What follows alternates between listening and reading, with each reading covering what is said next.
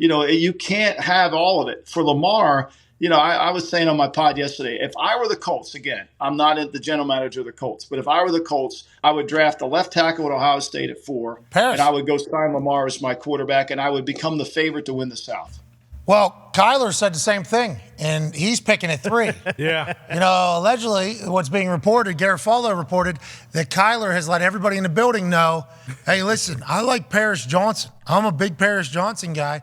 I love that he's giving his input.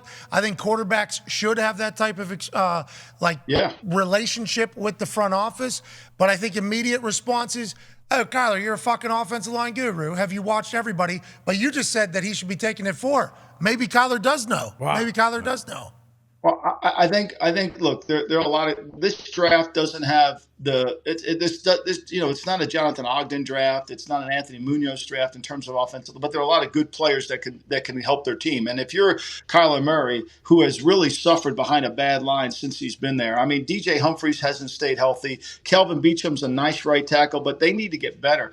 Really, when you break down the Arizona Cardinals, they're not a very talented roster, and they really lack offensive and defensive linemen. That's why they can't get over the hump. And I could see him wanting to get a better left tackle. I think, to me, that's one of the areas that they let him down.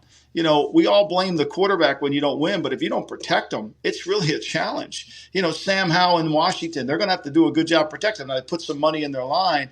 But one thing about Hurts now, he got protected. He had the best offensive line in football, and they could run block too. So, football's a funny game. Everybody wants to talk about skill players, but at the end of the day, it comes down to how many great offensive linemen you have and how many great defensive linemen you have. As great as Aaron Rodgers was, they couldn't block the 49er front, and they lost the home game in the playoff. As great as Aaron Rodgers was, they couldn't block the Tampa Bay front. They lost the home game. That's where the emphasis has to be. In the trenches. AQ Shipley just went from 6 to midnight listening to you talk the way you just talked. He'll be joining us on Thursday night. I can't wait to hear his thoughts on all the big men getting drafted into the men's league and how their transition will go.